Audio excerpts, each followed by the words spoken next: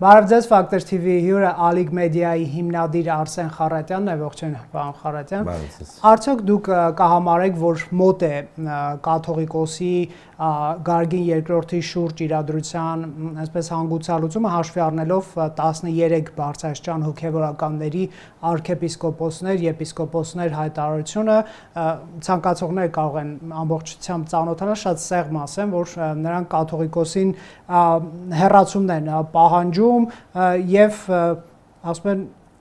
կաթողիկոսը ամեն գնով փորձում է կոծկել Արշակ Սրբազանի սրբապիղծ արարքը,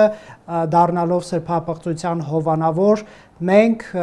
հայտարարում ենք, որ Գարգին II-ը անհավատարիմ է կաթողիկոսական օծմամբ ստանձնած իր ուխտին ուղիղ վարդապետությամբ եւ կարճ ասած պահանջում են հեռացում։ Ես զուտ նշում անեմ, սա վարչապետի ընտանիքին պատկանող ՀԺ-ում է հրապարակվել այդ ստորագրություններով եւ մենք այս պայմանությամբ հաստատում կամ հերքում չունենք ոչ այս մարդկանցից, ոչ էլ մայրաթորից, բայց ամեն դեպքում սա կարեւոր է նշել, որն է ձեր մեկնաբանությունը։ Դե ակնհայտ է, որ բարձրաստիճան հոգևորականների շրջանում անհամաձայնություն կա գործող կաթողիկոսի պահվածքի եւ կամ որոշումների հետ կապված եւ այո կարելի է ասել, որ արդեն եթե նախկինում ականատես էինք լինում առանձին տերհայրերի խոսքին եւ այսպես ասած առավել ազատված ըմբոստ վարքագծի, հիմա արդեն նաեւ տեսնում ենք բարձրաստիճան հոգևորականների, որոնք թերևս ենթադրում են, որ մտածում են, որ նժարը թեքվում է այլ ուղղությամբ եւ որոշումներ են կայացնում։ Վարչապետի ուղղությամբ, համենայնպես կաթողիկոս փոխելու ուղղությամբ։ Ես ավելի վատ զարգացումներից եմ մտահոգ եւ այդ մասին խոսել եմ նաեւ նախկինում։ Ինչպեսի հետ կապված, դա ինչպես են դա անելու։ Զարգացումը հավաքեցին, ճնշումներն ավելանում են, ակնհայտ է եւ ինչ է անելու։ Այս կաթողիկոսը հրաժարական է տալու։ Հրաժարական է տալու եւ ուր գնա, ինչ անի։ Հա, իսկ կա հավանականություն նրա, որ օրինակ Հայաստանից կամ հայ առաքելական եկեղեցու ամենամեծաթիվ հավատավորներ ունեցող Ռուսիո թեմը դառնա մի հատ էլ նոր պատրիարքարան։ Առանձնանալու։ Այո, այնպես ինչպես ունենք Պոլիսը, այնպես ինչպես ունենք Երուսաղեմը, այնպես ինչպես ունենք Անտիլիասը, հա, այսինքն ես նախադրյալներ դրա տեսնում ենք, որ գործող կաթողիկոսի եղբորը Պուտինը մեդալ է տալիս, տեսնում ենք, որ Ռոստովում նախկինում ճեմարան հանդիսացած հայ առաքելական եկեղեցուն պատկանող մի շենք, որը պետական կառույց էր, հետ է վերադարձվել հայ առաքելական եկեղեցուն,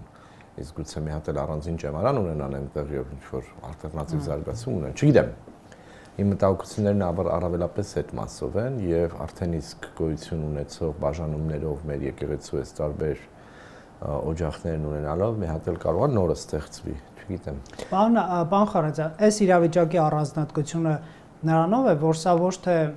ԿՊԱ-ական падգամավորների վարչապետի կամ իշխանամերձ անձանց մեկնաբանություն է կամ մեղադրանք, այլ եկեղեցու ներսից բարձրաստիճան հոգևորականներ, թեմերի առաջնորդներ եւ այլն, հա, իդեպ Կճոյանն էլ է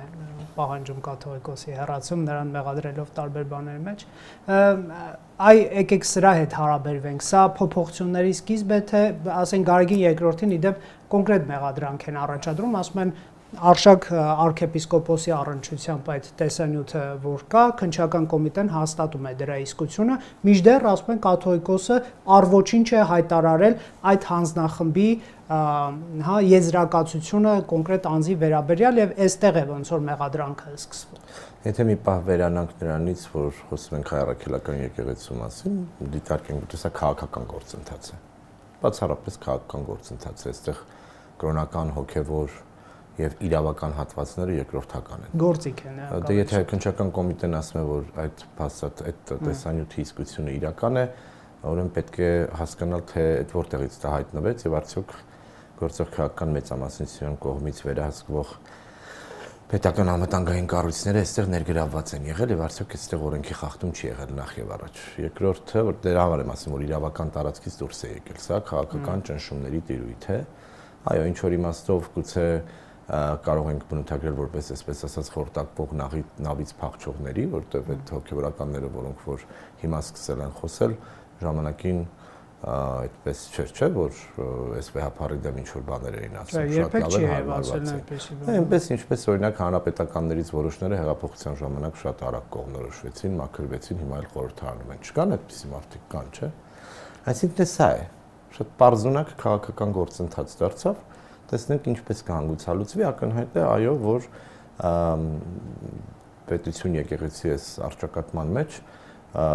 ճաքեր է տալիս եկեղեցու գործող ղեկավարությունը ներսից, հիմա չվերլուծենք այն, թե ով ում երբ ոնց պաշտպանեց ինչու չարեց, ակնհայտ է, որ գործընթաց կա, որը հաստատ գործող կաթողիկոսի օգտին չի։ Շատ լավ, իսկ քաղաքական իմաստով, եթե տեղի ունենա կաթողիկոսի փոփոխություն Գարգին II-ի առասում եւ նորի ընտրություն, եկեղեցու դերակատարումը եւ հանրային նշանակությունը ինչպես կարող է փոխվել, ինչ նկատի ունեմ, որ անցյալ տարի Բագրատ arczepiskopos Գալստանյանի ղեկավարությամբ կար ընդդիմադի շարժում քաղաքական վարչապետին հեռացնելու նպատակով, այդտեղ այլ մեկնաբանություն չկար, դա հենց այդպիսի շարժում էր եւ տարբեր հոգեվորականներ բավական ընդդիմադիր դիրքերից են հանդես եկել Փաշինյանի քաղաքականության մեջ, օբյեկտիվ թե սուբյեկտիվ դա մի կողմ դնենք, դա այլ հարց է։ Հիմա մենք ունենալու ենք այնպիսի եկեղեցի, որը, ասենք, կիսելու է խաղաղության օրակարգը, չի քննադատելու Ադրբեջանի զիջումներ անելու մեջ, ընդդիմադիր բառապաշարեն հատուկ բառաֆոնդ չի օգտագործել, ճիշտ եմ հասկանում, ուզում եմ հասկանալ ուր եք գնում։ Ինչ իմանամ, Ռոբերտ ջան։ Այսինքն ով կընտրվի, որքանով այդ ընտրությունները ուղղորդված կլինեն կամ չեն լինի, ինչպիսի հաշվարկ են արել։ Դե հիմա պետք է տեսնել, հասկանալ։ Այս բարձրաստիճան հոգեվորականների մի մասի վրա ենթադրում եմ ինչ-որ ուրիշ կոմպրոմատներ ունեն։ Դա էլ արդեն ակնհայտ է, չէ՞, որ այդ լծակներով է աշխատում այս գործող քաղաքական մեծամասնությունը։ Ինչ իմանանք, ում վրա ինչ ունեն, ինչքան ունեն, ով ինչ դրդապատճառով է այս պահին այս վարքագիծը դրսևորում։ Մենք դա չգիտենք, այսինքն ինչ է արվելու, ուղղակի ազատվելու են գործող կաթողիկոսից, վերելու են նշանակեն իրենց կաթողիկոսը եւ դա ինչ դա դառնալու է, որ ռեֆորմացրին եկեղեցին, հա, այսինքն ապաշխարեցին եկեղեցու սպասավորները այս կերպ։ Հանրությանը էլ որքան նյութ է տրամադրվելու այդ մարդկանց ոչ հոգևոր կյանքի հետ կապված։ Ինչ իմանանք, սահման չկա, չէ՞, գիտեք, Նիկոլ Փաշինյանի համար մեծ հաշվով էական սահմաններ չկան, նրա թե ինչ է կարելի, ինչ չի կարելի, մեթոդների մեջ խտրականություն դրվելու են, չեն դրվելու, մեր անկախությունից ի վեր կաթողիկոսների հետ կապված բավականին գիտեք ծանր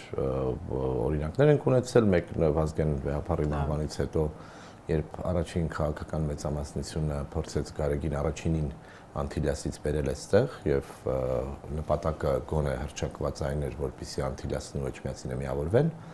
եւ ի վերջո մի կաթողիկոսություն լինի, ցավոք Գարեգին առաջինը երկար չապրեց եւ ունեցանք այն ինչ ունեցանք այս վեհապարին, որի կրկնեմ, այստեղ էլի հարցը կա նպատակահարմարությունից ելնելով 18 թվին Նիկոլ Փաշինյանը շատ ավելի մեծ հավանականություն եւ հնարավորություն ուներ օրինակ փոփոխություն անել, որոշել էր չանել։ Նշանակում է Գարեգին II-ը գերագնահատել էր իր շուրջ միասնություն բարձրաստիճան հոգեվորականների։ Չէ՞ որ նա անդիմանում էր պարոն Խարատյան։ Այո, հիմա էլ ենթադրում եմ շարունակի անդիմանալ, ես դրա համար եմ ասում, որ Ռուսաստանում թեմը մեծացել է, գուցե սպասում է մի նոր պատրիարքի կամ հետո ուրիշ մի բան, ինքն է հրաժարական է տալու թե չի տալու, ուժով են հեռացնելու ինչ որ այլ ճնշումներով, ընդունելու է արդյոք հաջորդ կաթողիկոսի լեգիտիմությունը, ինչ է անելու հետո, այս ամենը հարցեր են, որոնց հետ կապված ես պատասխաններ չունեմ։ Կարելի է պնդել, որ ընդդիմության թևը թուլանում է ընտրություններից առաջ, չեն ունենալու, այսպես ասենք, խոսակիցներ, առնվազն իշխանությանը քննադատող եւս մեկ թև, թե կշտապենք այսպես։ Դժվարանում եմ ասել, ժամանակից առաջ չընկնենք, գործընթացը դեռևս ակտիվ փուլում է, ես սա անվանում եմ, այսպես ասած, մոտ կռիվ, այսինքն առանց կանոնների կռիվ, ինչ որ մի փուլից եկող։ Հիմա պրոցեսը շարունակվում է, հակամարտ կոնֆլիկտը դեռևս ակտիվ փուլում է։ Դեռ չի հանգուցալուց, թե դրա աշխարհաքաղաքական էֆեկտը կամ ներքաղաքական էֆեկտը որը կլինի, դժվար է ասել, որովհետև հաշվի առնելով նաև ցավոք գործող եկեղեցական բարձրաստիճան շատ եկեղեցական հոգեվորականների հեղինակության ոչ շատ բարձր լինելը, այնպես չի թե իրենք առանձնապես էական դերակատար էին ընդդիմության խոսափողի կամ ընդդիմություն լինելու տեսանկյունից։ Հասկանալի է։ Ինչ սպասել ես առումով։ Եկեղեցու բարենորոգումը ասվածը մեզանում ինչ կարող է նշանակել, այսպես ասենք, կաթողիկոսի ԿՊ-ացում, նաև խոսույթով, չեմ ասում անդամատոմսով ԿՊ-ական կաթողիկոս։ Փարշինյանը կտրուկ մերժում է այս վարկից, ասում է թող իրենք որոշեն, բայց տվյալ անձը պիտի չլինի, որովհետև ինքը կուսակրոնություն է խախտել եւ այլն։ Դե հիմա ոչինչ չի արգելում եկեղեցականներին նաև քաղաքականությամբ զբաղվել։ Ձեր նշած անձանցից մեկը Նավասարդ Կոչյանը հանրապետական կուսակցության անդամ էր։ Դա բացահայտ էր, չէր թաքցվում եւ այլն։ Հիմա թե ով կուզենա դառնալ, դե մենք 90-ականներին էլ ենք ունեցել այդպիսի օրինակներ, թե ով կցանկանա քաղաքականապես նաև ակտիվ լինել, չեմ կարող ասել, բայց նաև եկեղեցու ընդհանուր ռեֆորմի հետ կապված ավելի լայն խոսակցություն ծավալելու տեսանկյունից վստահ չեմ, թե դա լինելու է հիմա ամենաառանցքայինը։ Գուցե հուսամ, կախված կլինի, կրկնեմ, դեռևս շարունակում ենք ակտիվ փուլ տեսնել հակասությունների կամ կոնֆլիկտի, այն բանից հետո երբ որ իրավիճակը կփոխվի եւ կհայտնվեն այն մյուս անհատները, որոնք հավակնություն կունենան, իսկ ես վստահ եմ, որ դրա պակասը չի լինելու, կտեսնենք թե ընդհանրապես կաթողիկոսական եթե լինելու է այդպիսի փոփոխություն, ինչպես է լինելու եւ ինչ օրակարգով։ Եվ արդյոք բովանդակային խոսակցությունը բարձրաստիճան հոգեվորականների միջև լինելու է, օրինակ պետք է մեծ կուսակրոնությունը, թե ոչ։ Կրոնական հոգեվոր հարցերի շուրջ, մեր ավտոկեֆալիայի շուրջ հարցեր քննարկվելու են, չեն քննարկվելու։ Ընդհանուր առմամբ եկեղեցու դերի վերաիմաստավորման, վերարժևորման հետ կապված խոսակցություն լինելու է, չի լինելու։ Քաղաքականության նկատմամբ դիրքավորման, ինչքանով պետություն եկեղեցի հարաբերությունների տեսանկյունից ինչ խոսակցություն կա։ Թափանցիկության հարց էլ կա այդ դեպքում, Պաշտոնը միշտ բարձրացնում է, որ մենք կտանք ձեր փողերը, դուք ասեք ինչքան եք, այսպես նվիրատվություն ստանում միայն պետության թափանցիկին։ Նյութական, ֆինանսական, որպես կրոնական կազմակերպություն գործունեություն ծավալելու իրավական եւ այլ հիմքերի հետ կապված խոսակցությունը մի բան է, բայց եկեղեցու եթե բարենորոգության մասին է խոսք լինելու, ապա դա թե ինչի մասին է լինելու, դժվար եմ հիմա կարող եմ ասել, որովհետև կարծում եմ, որ շատ են հարցերը, որոնց շուրջ հանրային տիրույթում պատասխանների կարիք կա լսելու, ուստի եթե ինչ-որ էական փոփոխություն կամ էական շրջադարձեր են ակնկալվում, ապա ես հույս ունեմ, որ իսկապես խորը ծառացած հարցերի շուրջ են դրանք լինելու եւ ոչ անհատների։ Առաջնայինը դե հրճակվել է այն, որ բարոյական իմիջը, հա, կերպարի շուրջ է հարցը, դե տեսնենք թե ովքեր են այն հոգեվորականները, որոնք իրենց ապրածով, վարքագծով, հոգեվոր եւ աշխարհիկ կյանքով ինչպիսի գործունեություն են ծավալել եւ արդյոք այս ամեն ինչի մեջ եթե ակտիվ գործունեություն ծավալողը Փաշինյանն է եղել, իրենք ունեն գծած սցենար, որով ինչ որ մեկին պիտի բերեն եւ նշանակեն կամ իրենց է դարձնեն։ Կարծում եք կգտնվի այնպիսի անձ, որը լինելով կաթողիկոս, բոլորը կընդունեն նրա հեղինակությունը եւ հիմա այլ կոմպրոմատները ընդդիմության դաշտից չի նետվի դաշտ, որ այ տեսեք, այս Փաշինյանի նշանակած կաթողիկոսը սա է արել։ Ինչով էր նա պակաս կամ ավելին Գարանգին երկրորդից։ Չեմ կարող ասել, ես ճիշտն ասած, չնայած անձամբ շատ հոգեվորականների ճանաչում եմ, որոշների Դե մենք բարձրաստիճան հոգեվորականների դաշտը պետք է։ Նաեւ բարձրաստիճան հոգեվորականների մասին եմ խոսում։ Դե եթե խոցելի է լինելու եկողը եւ նույն սկզբունքներով ու տրամաբանությամբ ինչի մեջ մեղադրվել է գործողը, ուրեմն կարծում եմ, որ այստեղ շատ པարզ խնդրի հետ ենք առնչվելու, դու իմը չես, ես կբերեմ իմին։ Դա է։ Սպասել Գարեգին երկրորդի հեռացում այս շրջանում, ինչ եք մտածում։ Չգիտեմ, ես Օղակը սեղմվում է, թե սա ակնհայտ է եւ ուժեղ հարված է սա, թե չէ։ Դե այն որ բարձրաճ, եթե հաստատվում է, որ սրանք հենց այդ հոգեվորականները հենց այսպես են եւ կողքը մարդ չի մնում, փաստացի եթե նայելու լինենք մարտավարության եւ կամ կոնֆլիկտի էսկալացիայի տեսանկյունից, ապա ինքը ընտրելով ուրեմն պահել արշակ սրբազանին, փաստացի կորցնում է թերևս բարձրաստիճան հոգեվորականների մի ինչ-որ հատված։ Ես չգիտեմ ում հաշվարկն ինչ է, ի վերջո երկար պատմություն եւ ավանդույթ ունեցող 1700 տարեկան կառույց է, մարդիկ էլ ովքեր այնտեղ են եւ հասել են այն դիրքին, որին հասել են, հաստատ ամենամեծ հեշտությամբ չեն հասել, որտեղ փակ համայնք է եւ այսպես ասած այնտեղ էլ ներքին կոնյունկտուրայի պակաս չկա։ Հասկանալի է 26-ի ընտրությունը համատեքստի վրա սա անդրադարձ կունենա, եթե կաթողիկոսափոխություն տեղի ունենա, ինչ եք մտածում։ Դե կարծում եմ, որ եթե Հիմա ճնճղուկների ծլվելոսն էլ պետք է հասկանալ, թե ընտրությունները ինչ ազդեցություն ունի։ Դե այն հայեց ձեր մոտ էլ ձեր տաղավարում եւս խոսել ենք այս մասին, վստահաբար այս գործընթացը Փաշինյանը եւ թիմը ներկայացնում են Արևմուտքում որպես Ռուսաստանի դեմ պայքար։ Ուղիղ եւ անուղղակի կերպով ասել են այս մարդիկ ծառայում են երրորդ երկրի շահերին եւ ուրեմն այս տեսանկյունից իրենք իրենց գործողություններում անում են այն ինչ անում են, ես ասեմ, որ հենց այս հարցում օրինակ Փաշինյանը եկեղեցու կամ կաթողիկոսի դեմ էս արշավի համար բավականին բարձր հեղինակություն ունի Վրաստանում։ Այնտեղ էլ համանման իրավիճակներ կան, եկեղեցին դերակատար է քաղաքական իմաստով եւ շատերը կարծում են, որ այդ տեսեք ուրեմն Հայաստանում կարողանում են այդ հարցը լուծել։ Բայց սա իմիջայլոց։ Ինչ խոսք, այո։ Բայց իշխանամետ է, չէ՞, ինչքան գիտեմ եկեղեցի։ Այո, եւ ժամանակին երբ Սաակաշվիլին եկեղեցու հետ հակասություններ ուներ, հիմա օրինակ ընդդիմությունում եւ նրա կողմնակիցները եւ ոչ միայն որոնք կարծում էին, որ եկեղեցին չափից դուրս շատ է ներգրավված երկրի քաղաքական կյանքում, համարում էին, որ շատ թուլություն դրսևորեց եւ չգնաց մինչեւ վերջ, այդ տեսեք Փաշինյանը գնում է մինչեւ վերջ։ Իդեպ Սաակաշվիլին էլ դա ակնարկել էր իր գրառումներից մեկում, որ Փաշինյանն անում է այն, ինչ որ ես չարեցի։ Դե հա, իհարկե, որտեվ բայց դե իրավիճակները տարբեր են, խաղացողները տարբեր են, ի վերջո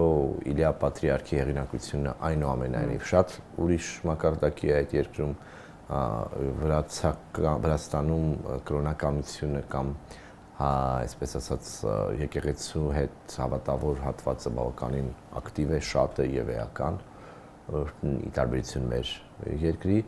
եւ այս առումով ես ուրիշ բան եմ նայում, չգիտեմ որ ինչքան կարող են էլ հեռու գնալ հրապարակային մարտերում եւ թե ինչ սկզբունքով է փոխվելու, եթե ինչ որ բան փոխվելու է, բայց կրկնեմ, առավել կարևորն այն է, որ այո, ընտրություններից առաջ այսպես դաշտը մաքրելու տրամաբանություն է բացատրվում առնվազն Արևմուտքին, դե ես ասում եմ, իմ ավելի մեծ մտահոգությունն այն է, որ մի հատ էլ 5-րդ պատրիարքություն չստեղծվի, որը փաստացի կարող է լինել ամենաշատ եկեղեցի եւ ամենամեծ համայնքն ունեցողը Հայաստանից հետո։ Իսկ այսպես ասենք երրորդ երկրների ազդեցության բացառում, սա երևի կարևոր հարց է ոչ միայն քաղաքական դաշտում, ասենք կուսակցություններ, որոնք չգիտես որտեղից են սնվում եւ բայց գիտես ինչ նարատիվներ են առաջ տանում, էլի, ասենք Հայաստանի պետականության գոյության տրամաբանությանը հակասող անուններ չհնչեցնենք, մարդիկ շատ լավ լսում են, ինձ թվում է, հա, բայց ինչպես բացառել այն ռիսկը, որ եկեղեցին չդառնա խորշ, ասենք օրինակ, հա, մեր շատ սիրելի դաշնակցի Ռուսաստանի կողմից Հայաստանի ներքին գործեր միջամտելու այլ մարդիկ կասեն գործակալական ներխուժումը բացառելու, չգիտեմ, ես մեղմ եմ ձևակերպում, ինչ անել, որովհետև Փաշինյանն էլ է կաթողիկոսի եղբորը մեղադրում KGB-ի ագենտ լինելու մեջ, բայց մենք իրավական process որպես այդպեսին չենք տեսնում։ Ես դրա համար եմ ասում, որ այս ամենը քաղաքական է մինչև այս կետը, հա, իրավական հատվածը երկրորդված է կամ երկրորդական է, եւ ես մտավախությունն այն է, որ ավելի է մղվելու դեպի եւ դա հնարավորություն է տալու առանձնանալ եւ ինչ որ իմաստով կիսանկախ կամ փաստացի անկախ իրականում էջմիածնի հետ միևնույն է կապ ունեցող Ռուսիո թեմ ունենանք, հա, նոր Նախիջևանի թեմ ունենանք, այդ թեմը հետո դառնա պատրիարքություն, որ այդ երկրի կողմից բնականաբար կխրախուսվի եւ ես դրա համար եմ ասում, որ մենք գործընթացներ ենք տեսնում, որ արդեն առանձին ճեմարանի շենք է հետ վերադարձվում, գուցե կսկսեն իրենց հոգեվորականներն ունենալ այնտեղ, որոնք ուղղակի ֆորմալ կապ կունեն։ Ես վատ սցենարներն եմ նայում, որը Հայաստանին ձեռնտու չի, հայ առաքելական եկեղեցուն ձեռնտու պետք է չլիներ եւ մեր արդեն իսկ անջատ իրավիճակն էլ ավելի խորացնող եւ ավելի միմյանցից հեռացող տրամաբանությամբ լինի, իսկ մենք հասկանում ենք նաեւ, որ օրինակ Պոլսո պատրիարքացիությունը, որը ստեղծվել է 15-րդ դարում, բնականաբար թուրքական պետության հետ է առաջին հերթին աշխատում, չէ՞։ Անտիլիասի կաթողիկոսությունը, որքան էլ էջմիածնի հետ առնչված է, այդ երկրում է ապրում Լիբանանի եւ դրա հետ կապված աֆիլիացված երկրների։ Հա, Երուսաղեմի պատրիարքարանը, որքան էլ էջմիածինը ընդունում է, բայց միևնույն է բնականաբար այդ երկրի տրամաբանությամբ է գործում եւ այդտեղ հիմա մի հատ էլ ինչ Ռուսաստանում ունենանք այդպիսի մեծ բան եւ հասկանանք թե դա ոնց կազդի, արդյոք սա մեծ ձեռնտու է, արդյոք սա հաշվարկվել է, արդյոք այս ուղղությամբ ինչ որ մտքեր եղել են, չգիտեմ, ես վատ թարագույն սցենարների մասին եմ մտածում եւ կուզեի ավելի շատ այդ մասին խոսել քան անհատների կամ առանձին մարդկանց, ովքեր այս կամ այն առումով ներգրավված են կամ հավակնություններ ունեն օրինակ դառնալ նոր վերնախավը Էջմիածնի։ Շատ լավ, մենք այս մասով զարգացումներին կհետևենք, պարոն Խառատյան, Ուկրաինայի շուրջ էլ զարգացումները սրընթաց են եւ դուք սպասում եք կտրուկ փոփոխություններ, ասենք պատերազմի դադարեցում, Թրամփի պլանի կամ նորացված պլանի համաձայն եւ ինչը դա մեզ համար նշանակելու, եթե այդպիսի բան տեղի ունենա։ Եկեք հասկանանք ինչ նկատի ունենք Թրամփի պլան ասելով, եթե 28 կետանոց փաստաթուղթն է, որը հետո դարձավ 19, հետո 26, հետո չգիտեմ էլ ինչքան, նախնական փաստաթուղթը ամերիկյան կողմը հերքեց, թե իր կողմից տրված է, չնայած ի սկզբանե մամուլում արտահոսել էր ներկայացվելով որպես Ուիտկոֆի հետ համաձայնեցված, Թրամփի բանագնացի հետ համաձայնեցված, բայց հետո հասկացանք, որ ամերիկյան կողմը հայտարարեց, որ սա ռուսների առաջարկն է, մենք դեռ սպասում ենք ուկրաինացիների եւ պետք է կոորդինացնենք եվրոպացի գործընկերների հետ։ Այն նախնական փաստաթուղթը, որ տեսել ենք, դա Ռուսաստանի առաջարկած կապիտուլյացիաներ Ուկրաինայի համար, որ ես չեմ կարծում, թե նույնիսկ այսպիսի պայմաններում հայտնված Զելենսկին կստորագրի, որի խոցելիությունը բարձրացվեց, երբ այդ հայտնի սկանդալը եղավ կոռուպցիոն, որը կարծեմ հենց այնպես չէր եւ պատահական չէր եւ իր բանակցային դիրքերը բավականին թույլատրեցին։ Տեսնում ենք, որ արդեն որոշ ակտիվություն կա, տեսնում ենք ներքաղաքական իմաստով ինչ որ աժոտաժ, Պորոշենկոն խոսում է ինչ որ կոալիցիայի մասին, ես ենթադրում եմ, որ Ռուսաստանում ակտիվորեն Յանուկովիչին են պատրաստում, այսինքն արդեն փորձում են գծել այն սցենարը, թե հրադադարից հետո, որտեղ սա խաղաղության պայմանագիր չի կարող լինել, պարտադրված պիտի լինի մինչև վերջ, հա։ Այսինքն այն առաջարկները, որոնք Ռուսաստանն այս պահին ներկայացրել է, եթե այսպես մի պահ աբստրահվենք, ինքը թուղթ է, որի շուրջ վստահ են, որ չի լինելու համաձայնություն, բայց նաև ցույց է տալիս, թե ինչ սցենարով են իրենք առաջ գնալու, եթե ուկրաինական կողմը չհամաձայնի այն ստորագրել։ Ժնևյան հանդիպումներից հետո տեսանք, որ ԱՄՆ-ի պետքարտուղարը հայտարարեց, թե սա վերջին 10 ամիսների ընթացքում ամենաարդյունավետ քննարկումն էր, որևէ դետալ չփոխանցեց, բայց ասաց, որ ինչ որ հարցերի շուրջ կարծես թե համաձայնության են գալիս։ Ես չեմ հավատում, թե շատ արագ հնարավոր է լինելու դադարեցնել պատերազմի մեքենան, որտեղ դա թափանիվ է, որը այդպես հեշտ չէ եւ հնարավոր էլ չէ շատ այսպես պարտադրված անել, բայց ամեն սցենար հնարավոր է հաշվի առնելով, որ ռուս-ամերիկյան խոսակցությունը տեղի է ունենում հաճախ առանձին Եվրամիության եւ Ուկրաինայի հետ խոսակցությունից, եւ այստեղ իրավիճակը փոխվել Թրամփի իշխանության գալուց հետո, ըստի այս ընթացքը շարունակվելու է հենց այդ տրամաբանությամբ, այսինքն Ռուսաստանը հասել է նրան, որ Ուկրաինայի հարցով ուկրաինացիների հետ չի խոսում է ամերիկացիների հետ, ընդ որում նաեւ ստորադասվել է եվրոպացիների դերակատարությունը, եւ կարծում եմ, որ շատ դժվար է լինելու այս պայմաններում այս ամեն ինչից այս հումանիտար այգետի հասնող իրավիճակից հետո հնարավոր է լինելու պարզ կերպով պարտադրել ինչ որ բան, չնայած իսկ Ուկրաինան ունի ռեսուրս չպարտադրվելու։ Եթե աջակցությունը պակասեց, եթե աջակցությունը նվազեց, ընդ որում նյութատեխնիկականից, ռազմականից մինչև քաղաքական, իհարկե չի կարող, ինչպես պիտի կարողանա դեմարդեմ միայնակ հանդես գալ, ավելին ցավոք ենթակառուցվածքների այնպիսի ավեր կա երկրում, որ շատերի գնահատմամբ այս ծմերը բավական ծանր է լինելու Ուկրաինայի համար, համացություններ կան անգամ 92 թվականի Հայաստանի ծնվան հետ, երբ մենք ակտիվ պատերազմական փուլում էինք եւ ամբողջական բլոկադայի եւ ենթակառուցվածքների չգոյության պայմաններում էինք ապրում։ Հասկանալ է, Ռուսաստանի վիճակը այստեղ կա մտաբախություն, որ նա կարող է թափով վերադառնալ Հարավային Կովկաս, ձախողել, ասենք, օգոստոսի 8-ի տրամաբանությունը ընդհանրապես, Ադրբեջանը հասկանա, որ կա էլի ուժեղացող կամ վերականգնվող Ռուսաստան, որի հետ կարող է ապակառուցողական ելևէջներ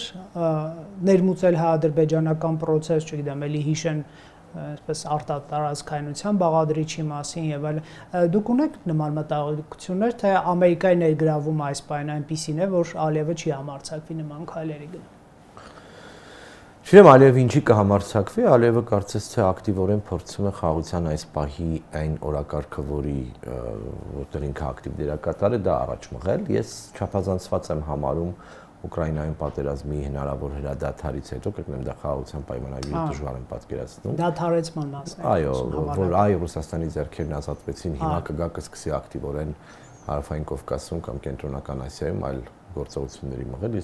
չեմ հավատում դրան, չեմ էլ պատկերացնում թե ինչպես պիտի անեն դա, գործել է պահում։ Չէ, կարծում եմ սա փաթեթի մեջ քննարկում է ամերիկացիների հետ։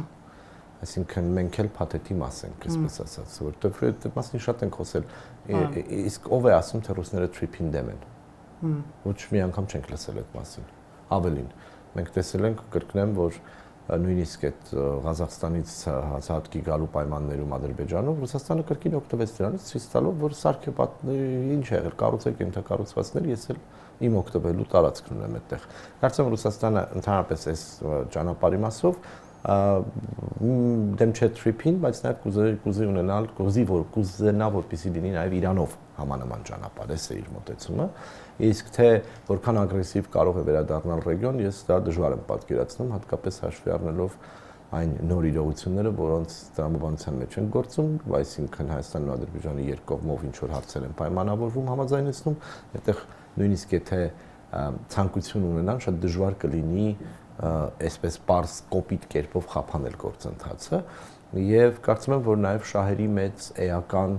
այսպես ասած, նույնիսկ եթե ինչ որ բաներում համաձայն չէ, բավարար ռեսուրս եւ կարողություն չի ունենալու, որպեսզի էապես փոխի գործողությունների ընթացքը, բայց կրկնեմ, ինձ մոտ տպավորություն է, որ սա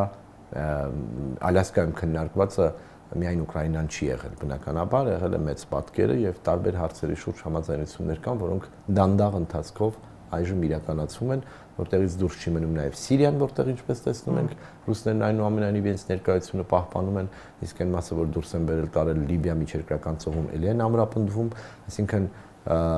մեզ համար առավել կարևորն այն է, որպեսզի մենք այսպես ուղղակի ընթացիկ բանակցային մի հատված պարզապես չմնանք եւ հնարավոր շահերի համադրմամբ կարողանանք իրականություն դարձնել այն ծրագրերը, որոնք հիմա Միացյալ Նահանգների եւ Ադրբեջանի հետ քննարկում ենք։ Վերջին հարցը, Ադրբեջանը այդ պայմանավորվածությունը կամ այս գործընթացը արդյոք անշրջելի են եւ մենք իրապես գնում ենք դեպի ինստիտուցիոնալ խաղաղության կառուցում։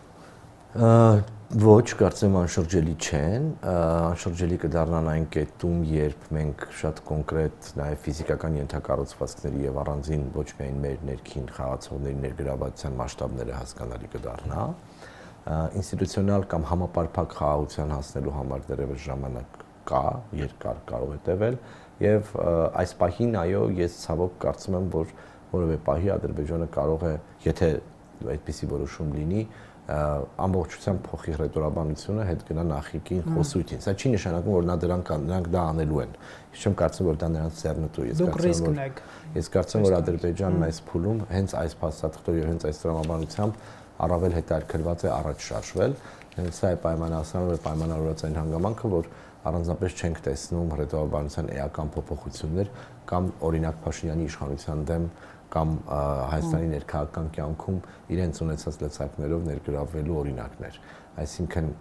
այս պահին չեմ տեսնում իրենց շահն ու հետաքրքրությունը, բայց նաև չեմ կարծում, թե հասել ենք անդառնալիության կետին։ Շնորհակալ եմ զրույցի համար։ Ես եմ շնորհակալ։ Factor TV-ում հյուրընկալել ենք Արսեն Խառատյանին։